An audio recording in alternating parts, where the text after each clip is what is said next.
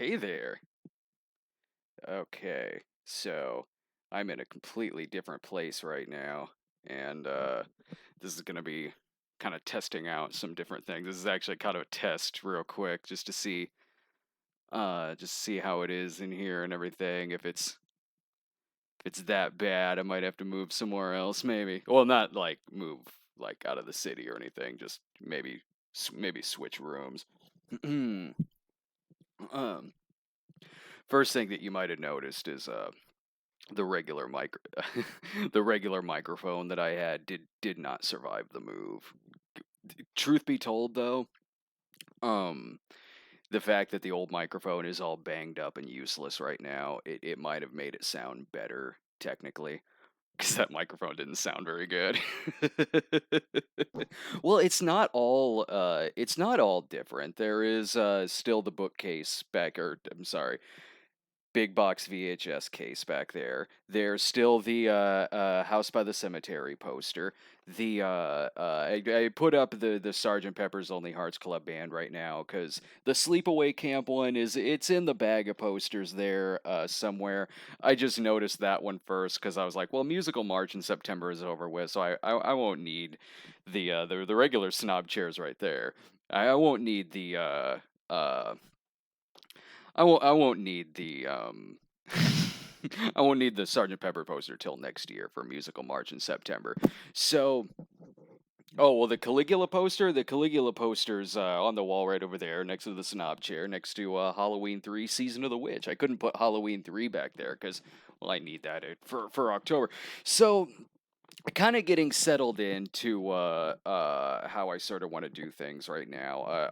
Already, I figure this microphone probably isn't perfect, but is better than the one that was using. Um, you might have noticed that we've been going back to doing car reviews like we were before for regular midnight screenings, because back in Springfield we switched formats because it was just easier.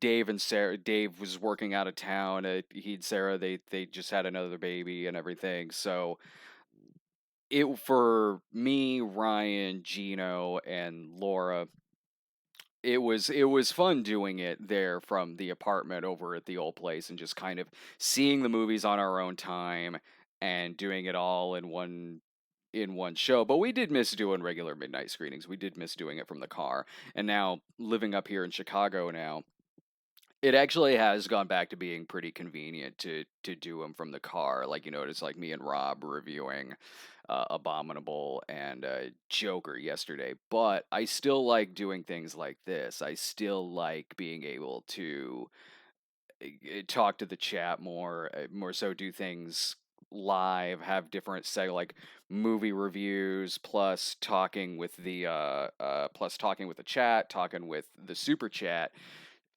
And so for like main movies, ones like Joker, I figured we'd still probably do it from the car.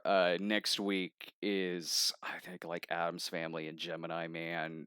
One of those will be from the car again.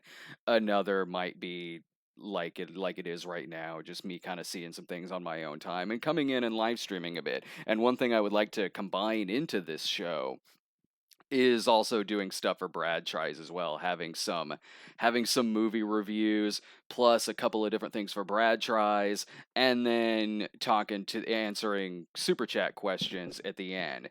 And for those who are watching this live right now, you get to see all of this live, and then when it's done, I'll put like the whole video up on Patreon to see, and then publicly over on YouTube, I'll snip it up into bits for YouTube, the different reviews and the different things for Brad tries. Now you might have noticed I was actually a few minutes like which I really always was, like even back over at the apartment.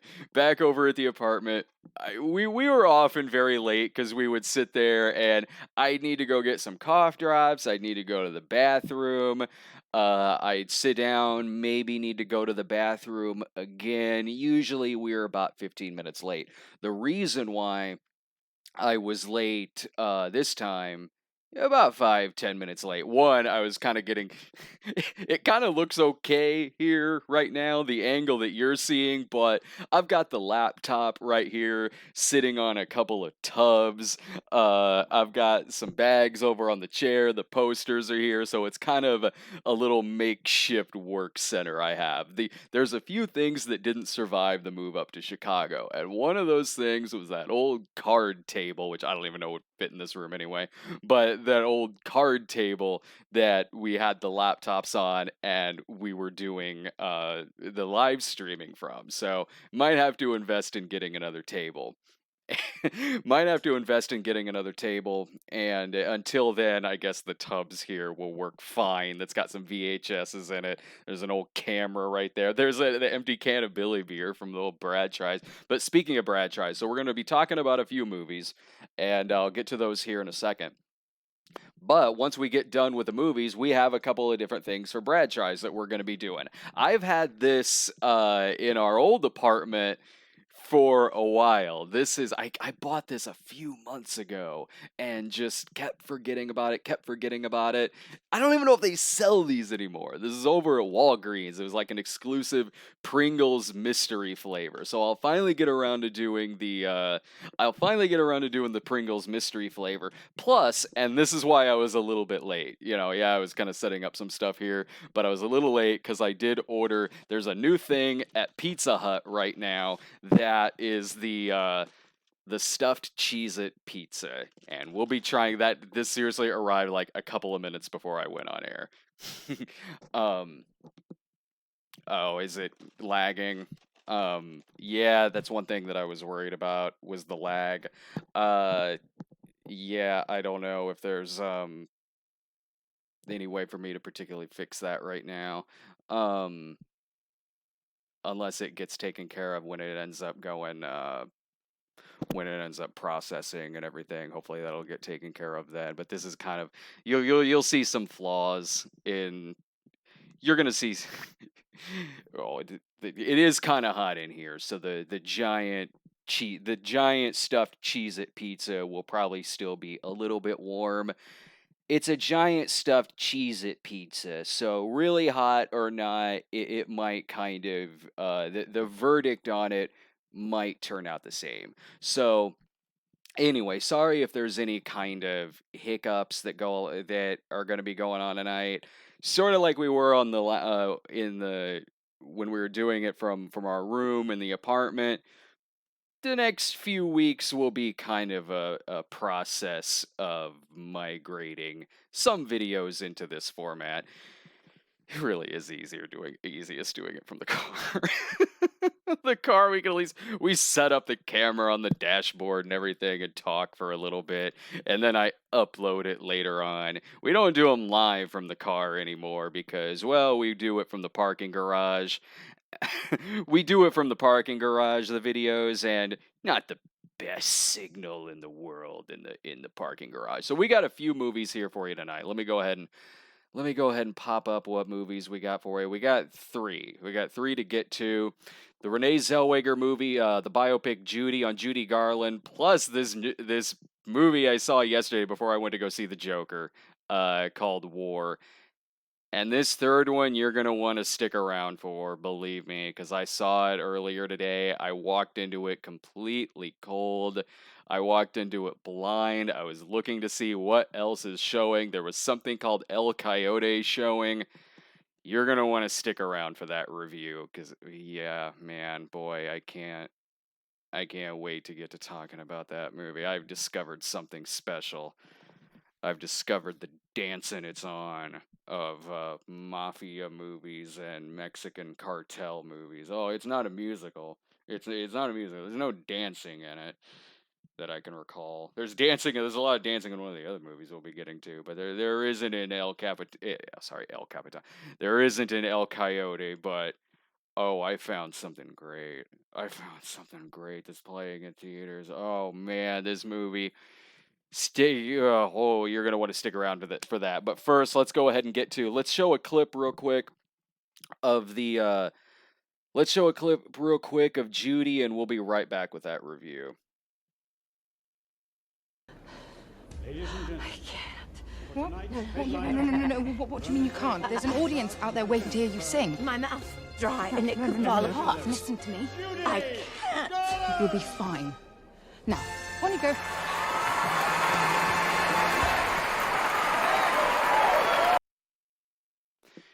Judy is the movie that's starring Renee Zellweger as Judy Garland, where it's taking place in movie time, a seemingly relatively short period of time, where in 1969 she was signed to do a series of sold out shows in London. Not especially because she really wanted to, but was certainly in a bind with some money issues and issues with her kids, and it was kind of a necessary thing in this movie for her career to do all of these performances, all of these shows, despite all of the personal stuff she was going through at the time. One thing that's going to be talked about a lot as far as this movie goes is Renee Zellweger's performance. I like Renee Zellweger a lot, and it's not only nice to see her back in this kind of performance, which will get some nominations as far as performances go. Like, I would be shocked if she's not up for an Oscar for this movie. I like seeing her back in something like this, considering the last thing I saw her in, I'm pretty sure was that Pure Flix movie, Same Kind of Different as Me. And seeing her back not only in a much better movie than what that was, but her performance as Judy Garland is outstanding. And it's certainly very personal to me in the sense that I grew up around a lot of Judy Garland stuff due to my aunt.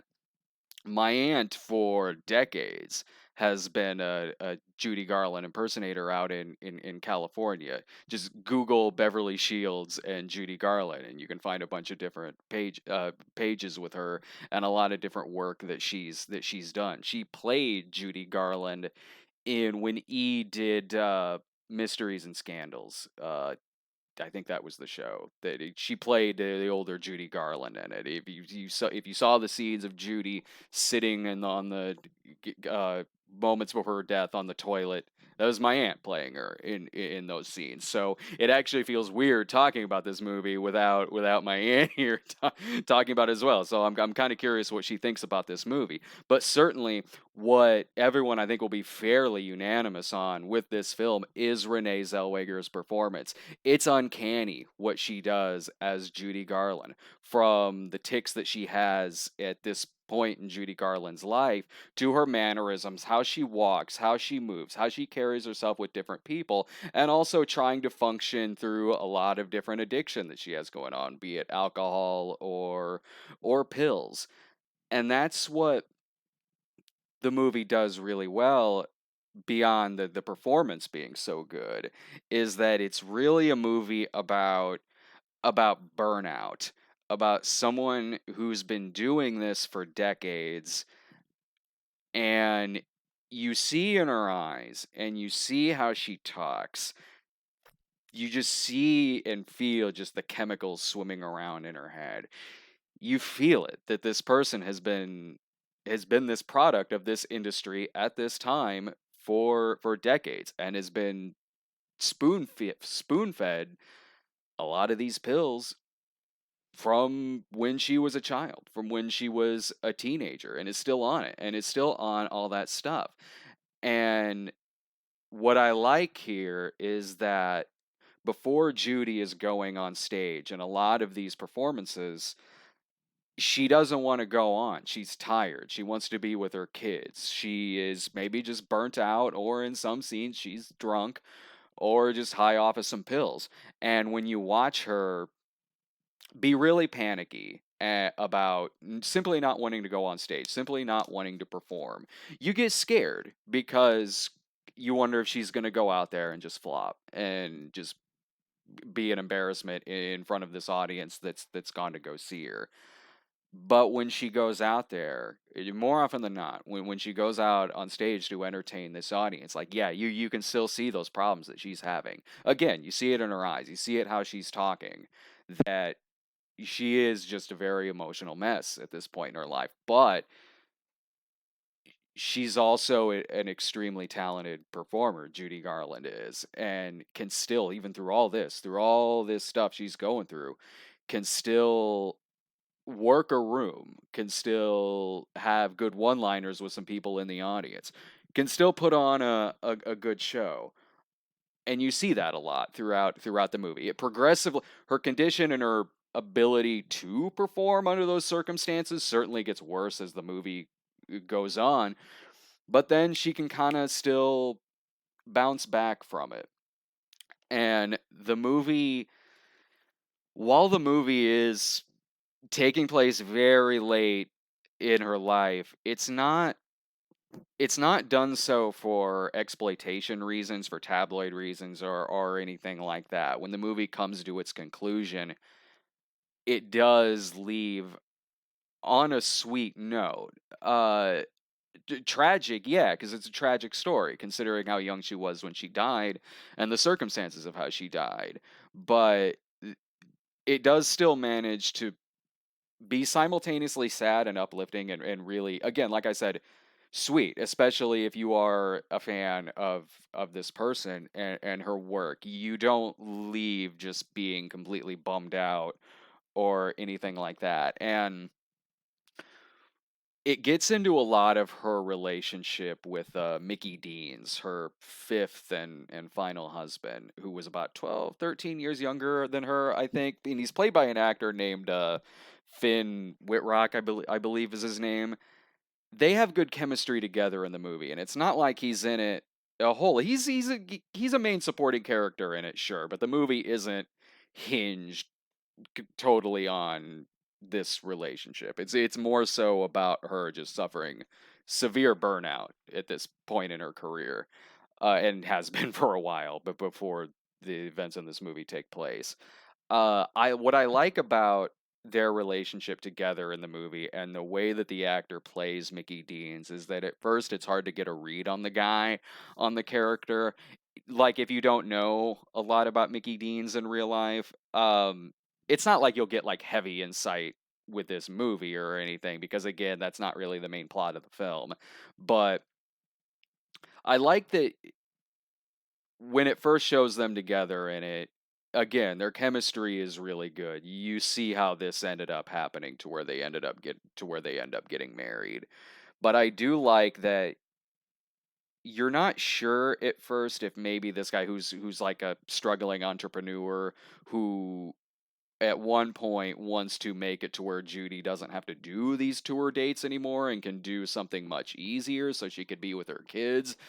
And at first you're not sure if the character is of what he's like and his motivations. If is he just kind of naive? Is he sort of in over his head, or is deep down is he actually maybe kind of sleazy? I sort of like that about the movie, that you don't really know eh, from first seeing him where it's sort of gonna go in that relationship. And maybe if the movie was much longer, it could have used more of him, because the way that things end with him in it isn't necessarily what it was, isn't necessarily the total conclusion of him in the real story. Maybe if it was a much longer film, he could have been in it a bit more. If the movie has any kind of flaws, which it's got some, uh the movie open the movie jumps back and forth between her Renee Zellweger as the older Judy Garland and I don't know the actress's name, but a younger actress playing a younger Judy Garland. 90% of the movie it's Renee Zellweger, but every now and then it cuts back to these scenes with a younger Judy on set of Wizard of Oz. The movie opens with that. The movie opens with her on Wizard of Oz with I believe Louis B. Mayer talking to her. And at first I was all right with that, because the way that it's kind of acted is sort of like an old Hollywood movie in those scenes with Mayer and Judy and the stuff going on set of Wizard of Oz. It is sort of filmed and acted, again, like I said, almost in an old Hollywood style of acting. At first, I was fine with that because then it jumps years later, and you see then Renee Zellweger what 30 years of that has led to, like not being able to eat, being fed all of these pills, basically having these older creeps kind of run their life for you. So I sort of liked how it started out as almost this kind of fantasy Hollywood thing, but then jumped into the reality of it. But then it keeps going back to that. It keeps going back to the younger Judy, and it doesn't work nearly as well as the stuff with Renee Zellweger. When it's cutting back to the younger Judy stuff, the acting's not as good. It's not even as well written. When it's the younger stuff, then it kind of comes across like a made-for-TV movie, like in that era where you would see those made-for-TV movies like The Unauthorized Story of Mork and Mindy, or, something like that. Then it was kind of going into that territory a little bit, really, and just kind of how it was acted and shot. And Renee Zellweger is way more believable as the older Judy than the younger version is as the younger Judy. That's maybe about 10% of the movie. And most of that I really could have done without, really, because it just wasn't as good as everything else. But I did really like this movie. When it ended with the punch that it has at the end, it could have been a lesser director and writer could have made something that happens at the end with Judy in the audience corny. To an extent, it is a little, but it works because the acting is so good, and the last line that it leaves on is a good line to go out on with this movie. It is very touching. It is very sweet. I really enjoyed this film. I do like movies like this that show what decades in this industry at that time has done to somebody, what it's done to their mental health, what it's done to their addiction and everything. And that's what this movie does. It's not a trash piece or anything like that. Again, it's not exploitation.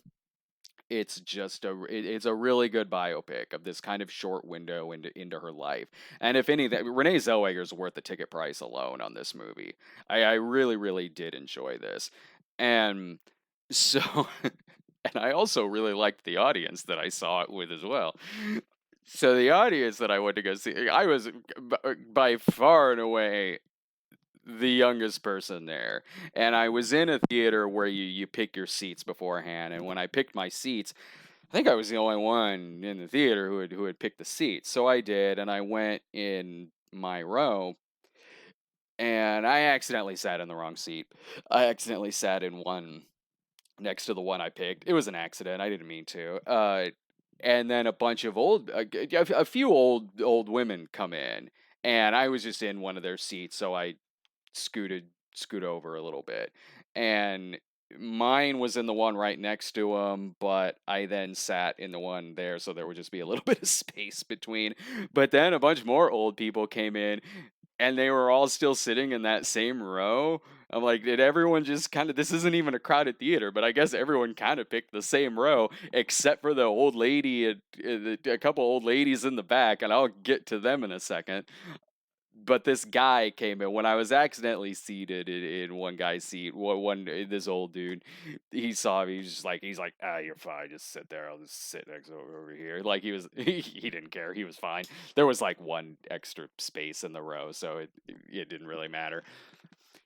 But there was this lady behind us who was like this was like the geriatric version of like the talking teenager in a PG-13 slasher movie. Like this lady behind us was talking throughout the movie, man. Even in the trailers. It showed the trailer for Dark Water, the one with Mark Ruffalo that looks a lot like Civil Action with John Travolta. It looks like an Oscar season movie, and if you didn't know that, the old lady way behind us just goes like, I bet that's an Oscar movie. And it showed the trailer for Last Christmas, the Paul Feig Christmas movie coming out. Leans over again and is just like, that's a Christmas movie. Old dude next to me is like, Then the movie started. And the old lady in the back goes, uh, good, the movie's started. I'm sorry, that's my Lloyd voice. Good, the movie's starting. That's what I want. Dude next door. What? It's 1 o'clock? No, it's not 1 o'clock. I said the movie starting's what I wanted. Oh, okay.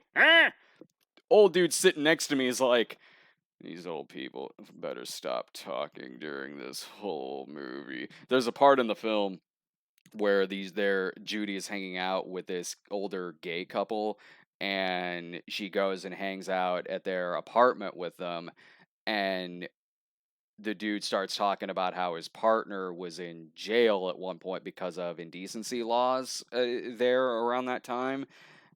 And then the lady behind us took it upon that point to lean over and go, wait, so does that mean he's gay? I was actually having a good time with this retirement center like card game going on in the background. The guy next to me wasn't having any of it, but the old dude next to me, I think his wife was fine, because when the old dude next to me got up to go to the restroom, his wife or whoever is sitting next to him was just sitting there, and then all of a sudden I just hear,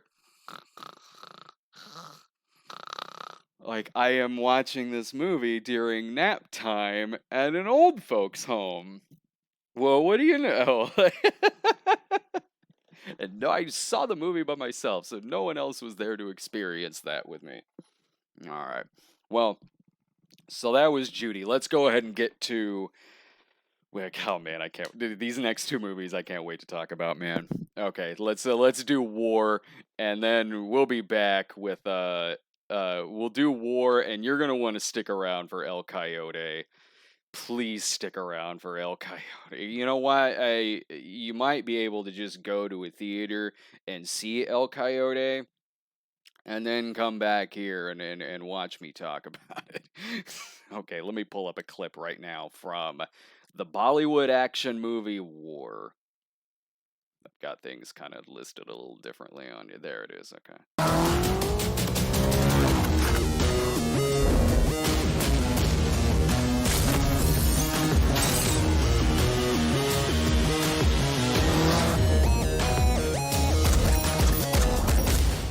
गद्दारी तो आपने सिखाई ही नहीं.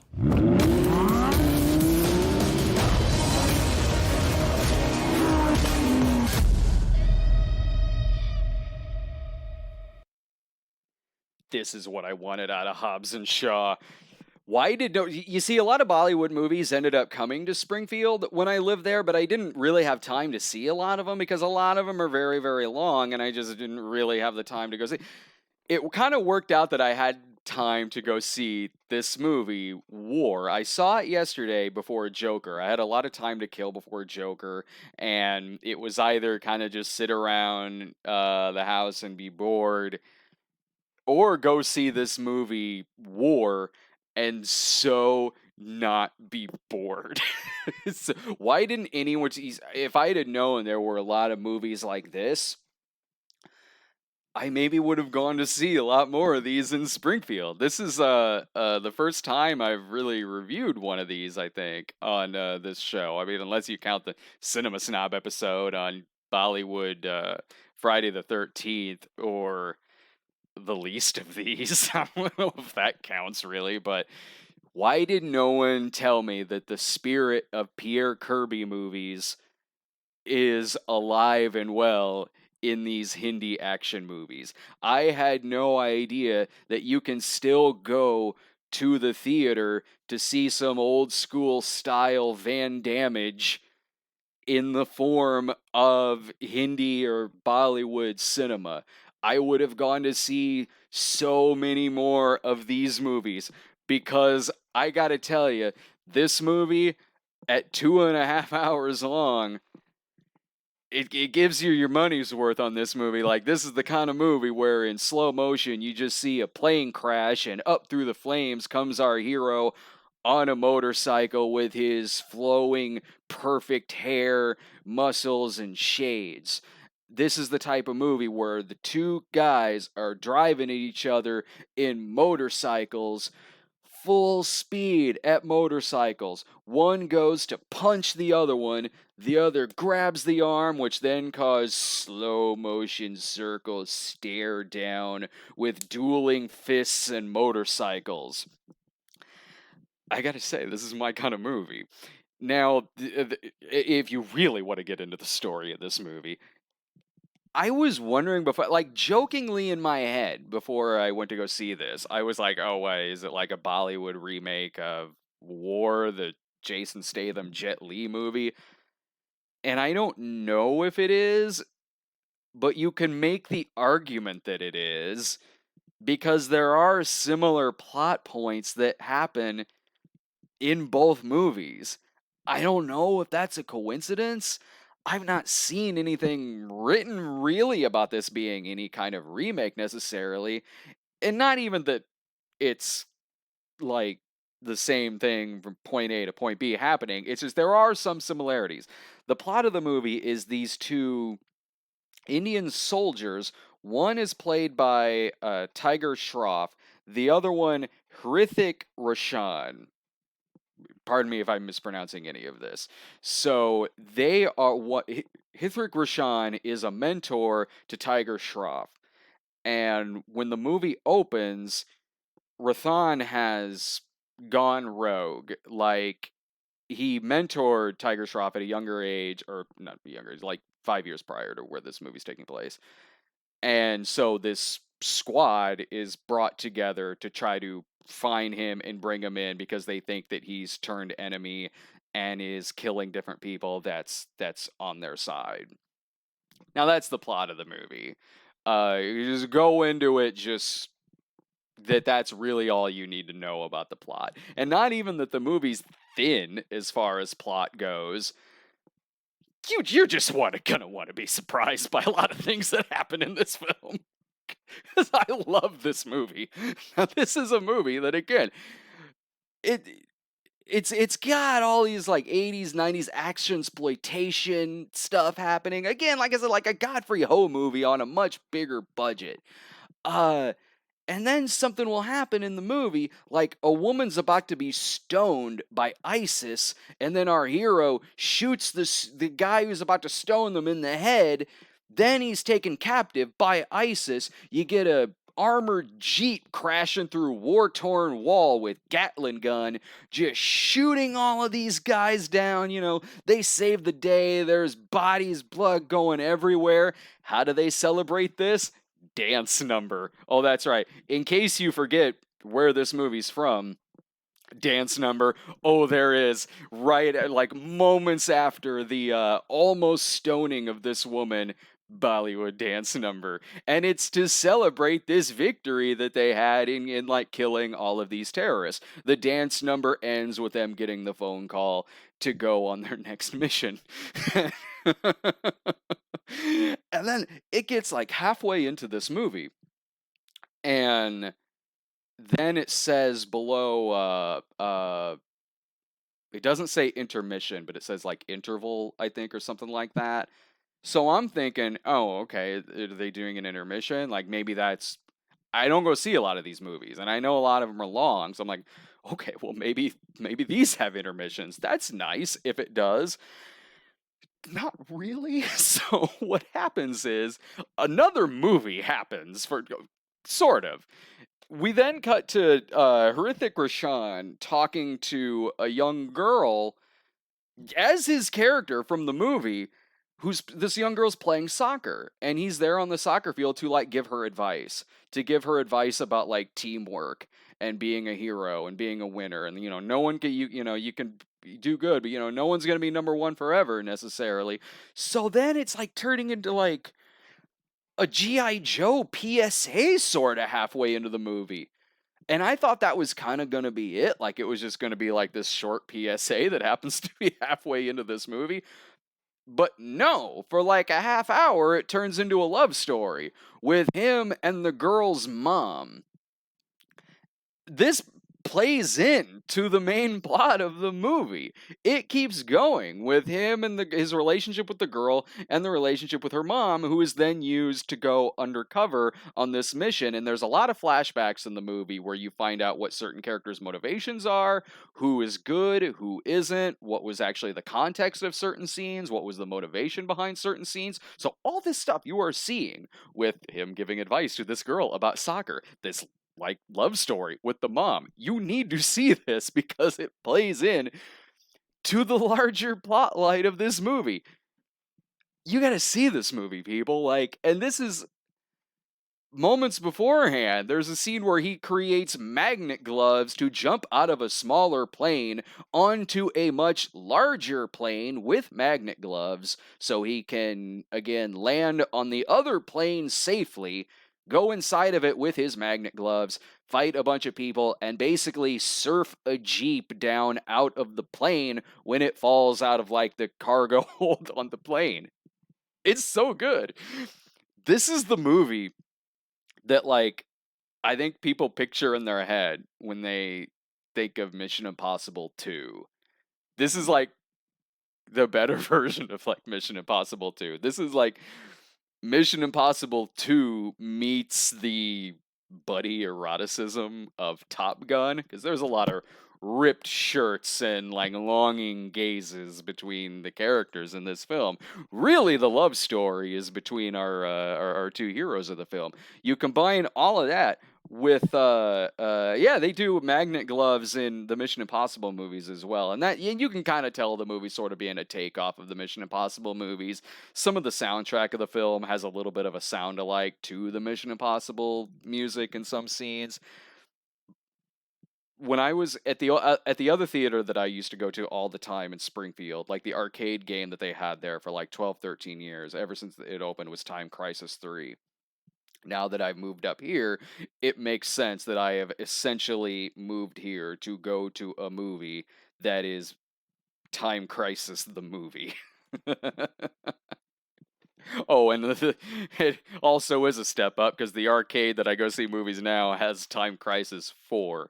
So in more than a decade, hopefully there'll be another like Time Crisis game that I could play at a new theater. Do I recommend this movie? Well, you just have to, after everything I've told you, you have to think, is this simply a great action movie of the year or the greatest action movie of the year? I am the dudes in this movie, like, I'm a fan for life of these guys. These guys are cool. They do the action scenes well. When Tiger Shroff is introduced into the movie, he goes flying through a window that he's kicked in. He seems to have just flown in via kick into this window, takes out these drug dealers, and I think wipes out all drug dealing in India. And that's just the character introduction. So I recommend this movie. I had way more fun at this than I did at Hobbs and Shaw. And Hobbs and Shaw I liked fine. I just got kind of exhausted of it after a while. This is the movie you want, like from like Hobbs and Shaw. This is the movie.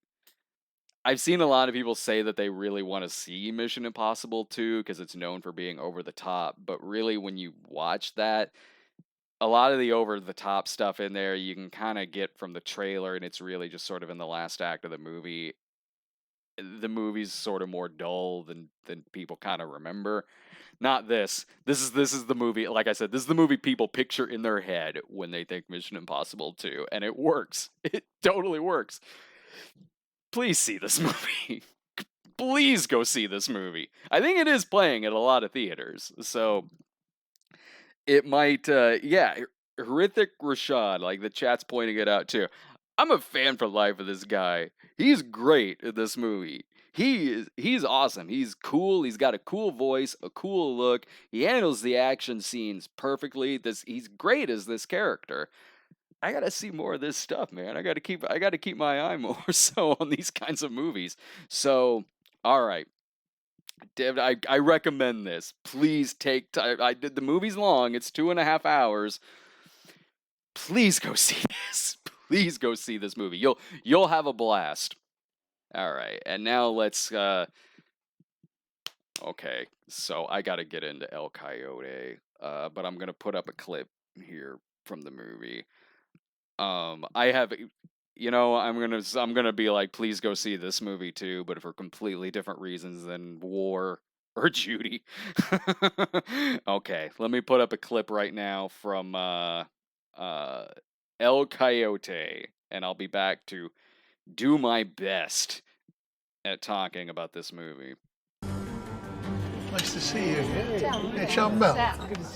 Nectar from the gods. Delicious. You came highly recommended. And I believe I have something you want in exchange for something that I want. Don't do it! They know they're on the... Be careful. That's the third drop. I want to see my son. I'm running out of patience.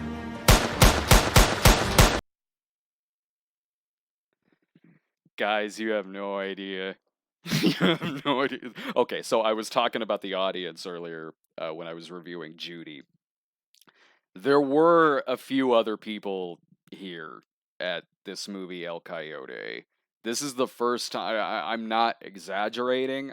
I am 100% being serious right now. This is the first time I've been to a movie where it started out with other people in the theater. Not a lot, but some. And when the movie ended, I was the only one in there. Everyone else in the theater had left.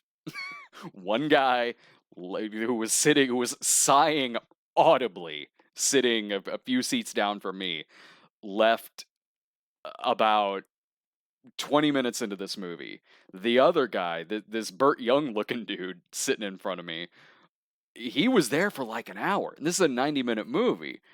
And he left like an hour in. And I don't know what did it to make him leave. Because at that point, what happened in this movie that was worse that made you just give up? You've come this far in El Coyote. Why are you leaving now? It's equivalent to getting an hour or so into Dance and It's On and then just leaving. You've made it this far. Just continue with it, man. Go ahead. This is actually a very hard movie to talk about without showing a lot of clips, because describing it will not do this movie justice. I am so glad I moved up here. I'm so glad I moved up here because I never would have stumbled across this movie. This is a movie about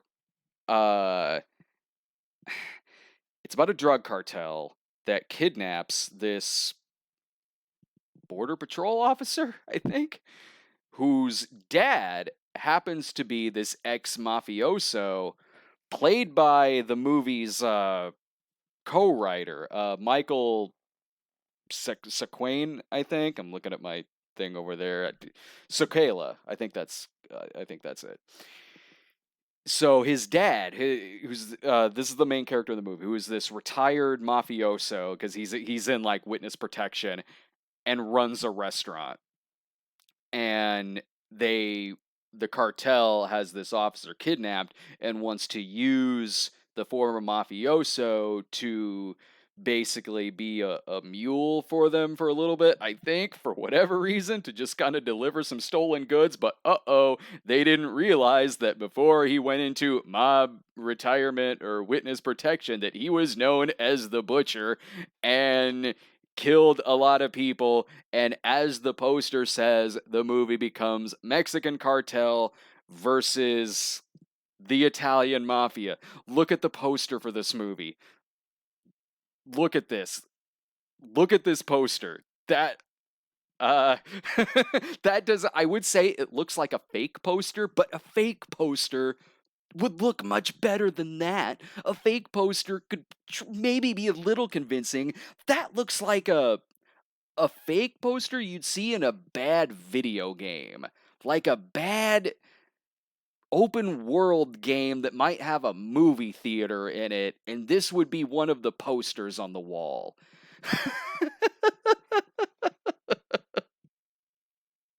I love it. I love that I walked into this movie. I love that this movie is showing theatrically. This movie is, a lot of people have mentioned Rambo 5. And I thought Rambo 5 was really entertaining. It's like kind of a Stallone throwback to his Cannon days. Um, for people that I've seen who haven't seen Rambo 5 and kind of list the reasons why they don't want to see it, I think this is the movie that they think Rambo 5 is, and this movie makes Rambo 5 look like Sicario. This movie makes Last Blood look like First Blood. This is if Neil Breen made Last Blood. This is that level of incompetence on action, editing, acting, all of that. It is that rare gem of bad movie like Dancing It's On that you've never heard of, that you just stumble into it, sight unseen, completely cold, and from the moment it opens, you know you're going to be talking about this later. This is going to be this is going to go on the shelf next to Fateful Findings or Dancing It's On or movies like that. Just that gem of bad movie that just makes you glad you go see so many movies that you can happen upon something like this. When the movie opens with the cartels killing these people because they've stolen a rocket that looks like it was just bought at a toy store, it's gold. It's gold. The mafia guy whose name is Tony, or well, that's his real name. His like fake witness protection name is Spencer, but Tony, he's Tony. When his daughter is going to prom, her date shows up, who's this stoner dude who walks in going, "Hey, I like your digs, old man. Ooh, ain't she hot? This bud's for you. I could just skateboard over here." That's what he's saying. That's his dialogue. And to threaten the kid, the mom guy's like, "All right, me and him, we're going to take a little walk outside and just have a little chat before you go to the prom." Um, they go out, and what he does to intimidate the kid is he opens the trunk in which there's a corpse in it with a bullet hole in his head. And he's like, "See, look at this trunk. You got the dead body here, but you got plenty of space for two dead bodies." The kid, oops, sorry, that probably sounded bad, me hitting the microphone. The kid that goes off on his date, like, "I promise I'll be good." Now, yeah, it turns out that's not actually a dead body. He just hired some guy to lay in there and act like he has a bullet wound in his head. But that could have gone south fast. What if the date got in the car and was like, "Yo, we need to go to the cops. Like, your dad's killed someone. I think he's a serial killer." What if he told somebody? And again, that's just the setup for this character. What happens with the way it continues going along is, again, he's pretending to do all of this work for the cartels to get his son back, but then his son ends up, sorry, spoiler, his son ends up dying, and it becomes this revenge thing of him going against, gunning down a lot of different cartel members. And he gets the old gang back together to hunt down the cartel members, and they're all. This movie is Mexican stereotypes versus Italian stereotypes. This might as well be a comedy. Seriously, I've seen comedy sketches that are more three-dimensional in their portrayal of different groups than like this movie is. So this movie has like the older mafia guys who are a cartoon, who might as well be like Rocky and Muggsy from Looney Tunes. All of these old bastards come up this escalator with this flight attendant coming down the stairs, and they're standing there going, "Oh, look at this whole hot piece of number over here. I'd like to break my dick off in her ass." And then this is after the main character's son has died, and you'd think it'd be kind of serious after that, but it's really not, because then it goes to like this Olive Garden bad mob movie equivalent of the Chinese restaurant scene in It, where they're all sitting around reminiscing with each other again after the guy's sons died, and they're all just going, hey, you know, this sauce needs a little something extra. I don't think I can have that because they say I'm gluten intolerant, whatever that means. And then this ends with the main character putting on sunglasses and a lollipop in his mouth, going, who loves you, baby? Again, after his son has died. When the gun battle happens with the cartel members versus the mafia guys, which is shot so bad, it makes the climax of Armageddon look like Red Dawn. Like, this makes Mike Norris look like John Milius. Like, it really is that bad looking. And you'll have this gunfight going on. Meanwhile, a couple of the mafia guys are sitting in the Jeep just like doing bits with each other, like seemingly improv bits where people will be getting gunned down and it's cutting to these two dudes just going, hey, you know, did you see Jeopardy the other night? I don't know how people can be that stupid. This broad says that she's a teacher, but she didn't know what all the states were in New England. Oh, yeah? Well, you tell me what the states are in New England. Well, that's it. See, you can't do it. Well, hang on. Give me a minute. You just asked me. When that's not going on, there's one-liners going back and forth where there's a female member of the cartel, the mafia guy shoots her, and then his one-liner is hashtag me too, bitch, hashtag F you. What? And then one of the mob guys dies in the gunfight. I don't know which one, just one of them did. So when all the bad guys are dead, the mob guys are all standing there, and dude, Tony is like, oh man, well, what about Frankie? Frankie got shot. Old dude next to him is just like, oh yeah, you look, don't worry about Frankie. He had his body riddled with cancer. In another couple of months, he was gonna have just tubes in and out of his ass. It's good that he died here. Plus, he died doing what he loved, killing a bunch of Mexicans. That is what he says. I am quoting this movie. Whoa, dude. Now, there are a couple of recognizable faces in this movie. There are a couple of recognizable faces in this movie. One of the older mafia guys who comes in is Robert Costanzo from Total Recall, bunch of different movies. Joey's dad on Friends. He's a character actor, been around a long time. He's one of the guys in the truck who's saying, "Oh, Jeopardy, what? They're all dumb on there." Like, he's one of those guys. And also, Tom Sizemore is in this film.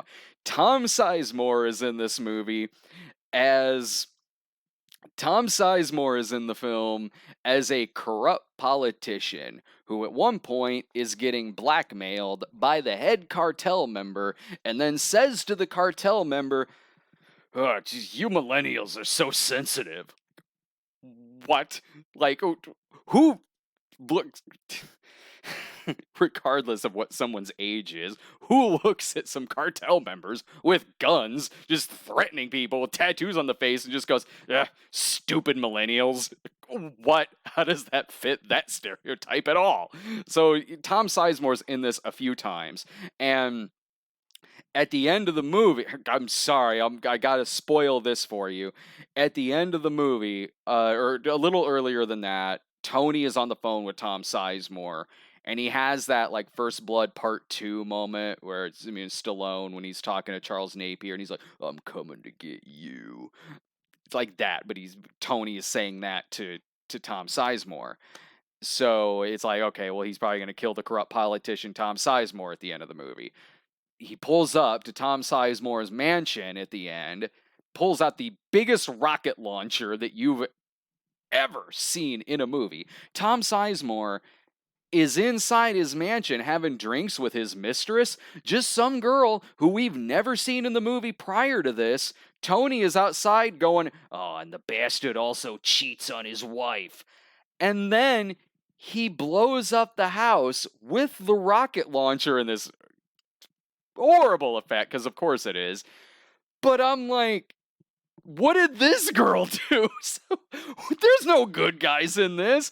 Sure, he blows up corrupt politician, but also knowingly blows up this random woman who's in there who's just having an affair topless with Tom Sizemore. She's dead. This poor girl who we've just seen in this movie, whose biggest crime, I guess, was sleeping with Congressman Tom Sizemore. Oh, go see this movie. They asked me in the chat if I texted Corey Coleman about this movie. I did when I was like 20 minutes into this movie. Like, if this movie is I don't know how many theaters this is in. The poster says nationwide, but I have no idea if this is playing in Austin. I don't know. I mean, it's playing around Chicago. I mean, I saw it. Look, just try to find this movie. Try to find a theater showing this film. Get some drinks. Get a little high first, maybe. Grab some friends. Guys, seriously. Make this year's Dancing It's On. This year's Neil Breen movie or whatever. Neil Breen did have a movie out this year that I haven't seen, but again, it's like that. This is comparable to that kind of bad movie. You've got to see this. I'm being told it's in 50 theaters nationwide. I am one of the lucky 50. I am one of the lucky 50 who saw this film. Look and see if this is playing near you. Please find this. Find this. Go to a late night screening of this thing. Have the time of your life at this film. The way that... Again, it's a hard thing to describe because it's like you have to really show clips of this thing. I'll just say that there's death scenes in this movie that are as random and cheesily acted as the suicide scene from Fateful Findings.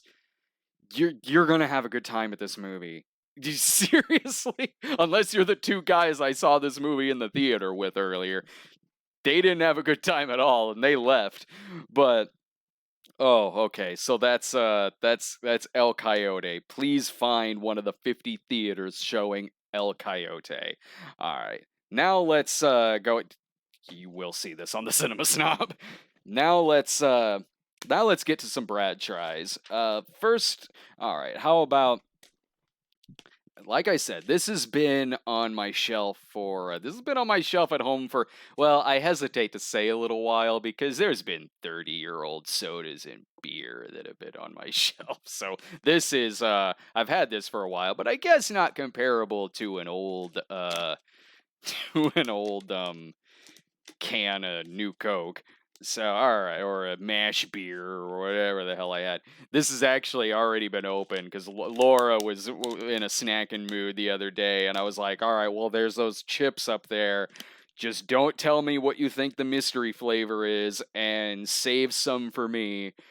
Save some for me when I do the Brad tries on it. I'm like, you know what, I better do the Brad tries on this really, really quick. So they're not, so the rest of them aren't all eaten. These were exclusive to Walgreens, I believe. I don't even know if they still sell them, but it's the mystery flavor of Pringle, and every time I usually have a mystery flavor of something, it's like Skittles. So I don't know if that'll be the Skittles. Well, it doesn't smell like Skittles, so maybe it won't be. Let me move the microphone away a little bit while I'm chewing this.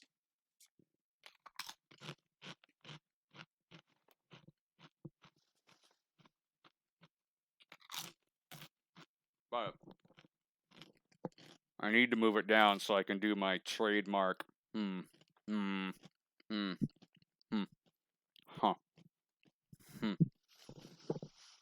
It's good. It's actually really good.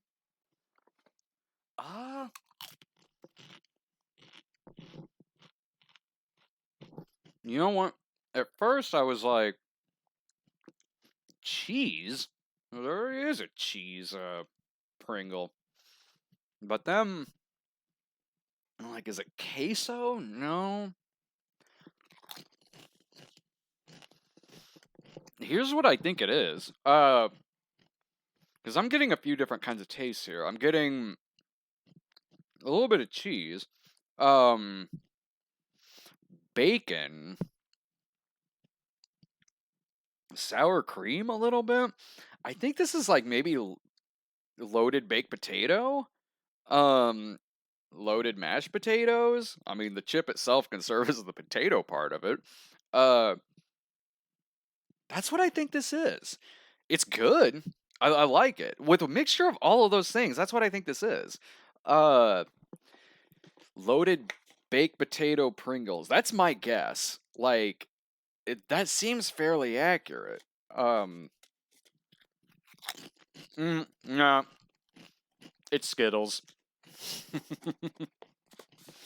That did kind of mess me up when I did the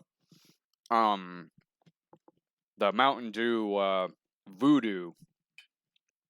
I was tasting like cotton candy or something, and then when I saw later on people saying it tasted like Skittles to me, I finished it and went, it does taste more like Skittles, the Mountain Dew Voodoo. Or yeah, like in the chat they're also saying potato skins are all gratin potatoes. All of that I could see. Man, these are good, but I need to save them for the other Brad tries. Or I gotta save my appetite for the other thing I got going on here. So I like these. If they still sell these, go ahead and pick them up. I mean, that's my guess on what it is. And I mean, regardless, it's a pretty good flavor. They should keep that. They should keep that around. This isn't nasty at all. I would totally just regularly get a can of this. So if they still have these at Walgreens, go ahead and pick them up. I like the mystery flavor. Now here's what you're here for. You should have been here for the El Coyote review, but what you really want is the stuffed Cheeze-It Pizza. I had to order 2 of these because these are only, I had them delivered here, and it's like a $15 minimum to have delivery. So I'm like, well, okay, I guess I gotta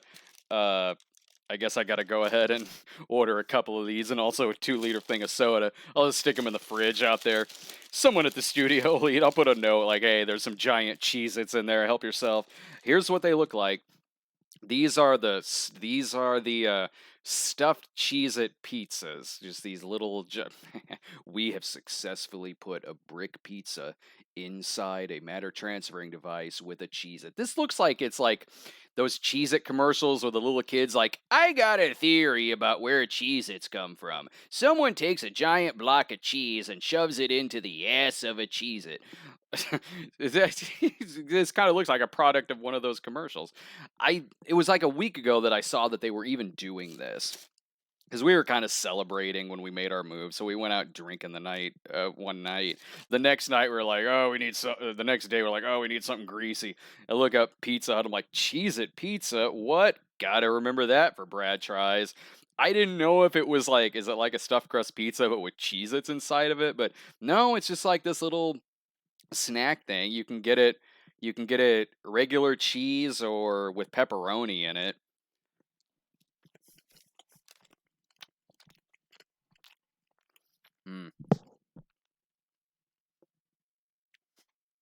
Let me just taste it regularly.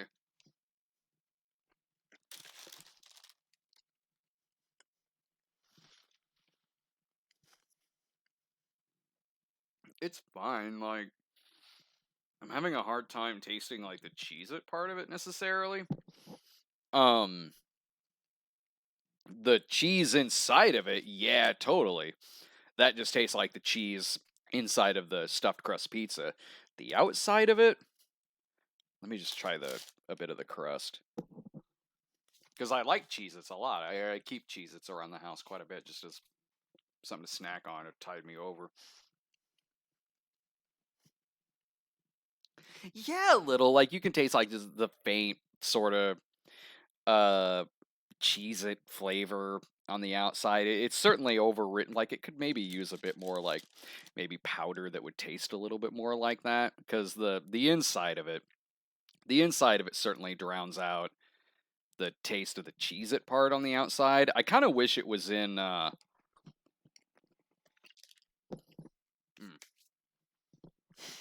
sorry. I kind of wish it was in that it had more flavors or more ingredients inside of it. What I saw there was just cheese and pepperoni. I'm not a huge pepperoni guy. It kind of gives me a lot of heartburn. And the taste is fine, but it kind of some things my body doesn't like. More so as I get older. But he's my body's least favorite show. So I wish there was like if there was a sausage one, I would have gotten that. If there was a veggie one, I would have gotten that. But it was just the choice between these two. So if these go over well, I'd like to see more varieties of it. I should stop eating so I can stop doing that inside the microphone. Look, it's an interesting gimmick. They should try it with more things, like the stuffed Doritos chip. The stuffed Chips Ahoy cookie with mozzarella cheese inside of it. The stuffed sour cream and cheddar ruffles. That'd be pretty good. I would really enjoy that. Stuffed Paquis chips. Yeah, the sky's really the limit on all that. It's not bad. It could use a lot more Cheez-It flavoring to it as like a side, because that's what it is. It's a side. And it's like $6. It's not like paying for a big stuffed crust pizza or anything like that. So it's just like a little side that you would get along with a few other things. It's fine as that. It's totally serviceable as that. But don't get it as like your main meal from Pizza Hut or whatever. Just get it along with a few other things. Set it next to the regular breadsticks, the cheesy breadsticks, the big cookie or whatever that they got going on over there at Pizza Hut. Pizza Hut tends to take stuff away and then they bring them back. They do like limited time deals. So if they do take this away and bring it back, add some more seasoning to it or something, maybe some powder to make it a little more, to bring the taste of the Cheez-Its out a bit more. But no, it's fine. It's all right.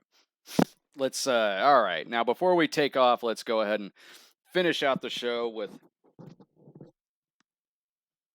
me getting cheese out of my teeth. We're gonna have to let's get a close-up camera on here for Let's get a close-up camera on here for me picking giant Cheez-Its out of my teeth. Alright, thank you so much, everyone, for the super chat. Let me scroll up here and get to your questions.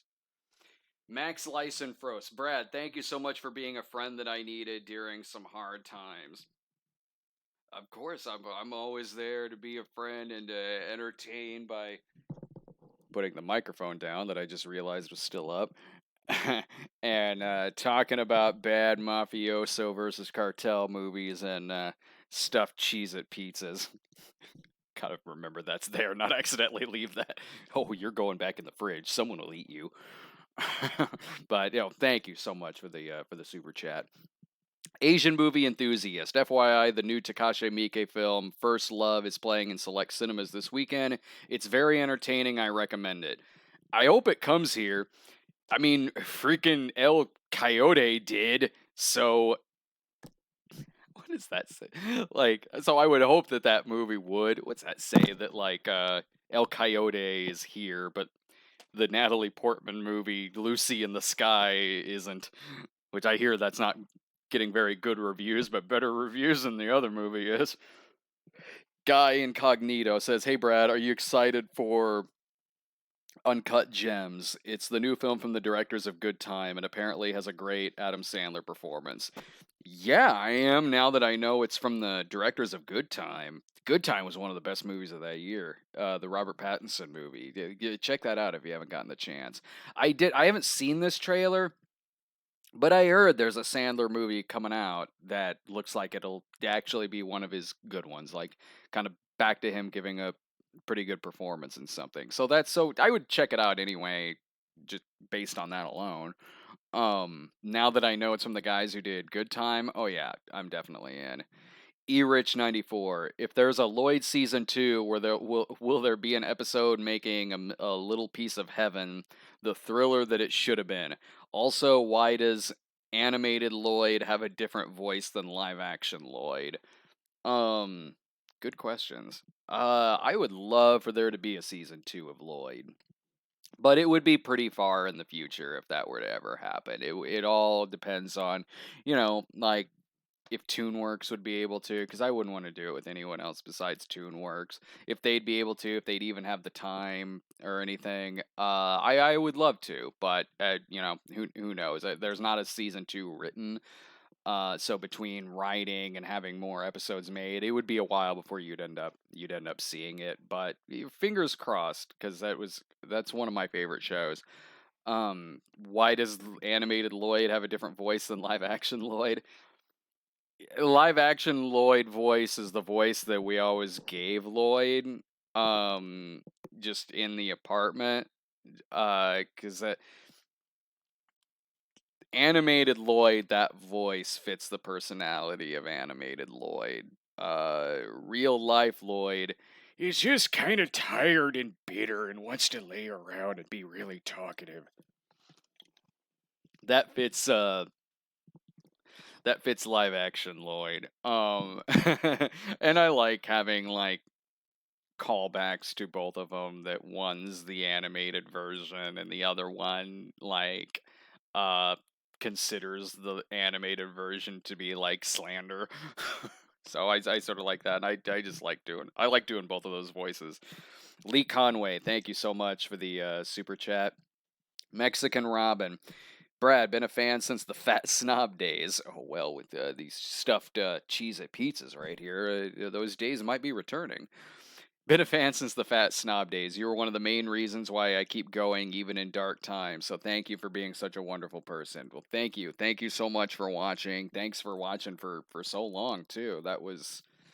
I lost the weight in 2012. So, yeah, thank you for being with us for so long and for watching and watching us shoot the breeze here live, trying some food, talking about different movies, and I hope that we keep being entertaining. I hope we can keep doing what we're doing and entertaining you guys out there through the movie reviews, through food reviews, just kind of shooting the breeze, talking to the chat. Thank you everyone for watching. It looks like that's all we got for the super chat. Again, I want to thank you guys. Thank you so much for watching me talk about all of these movies.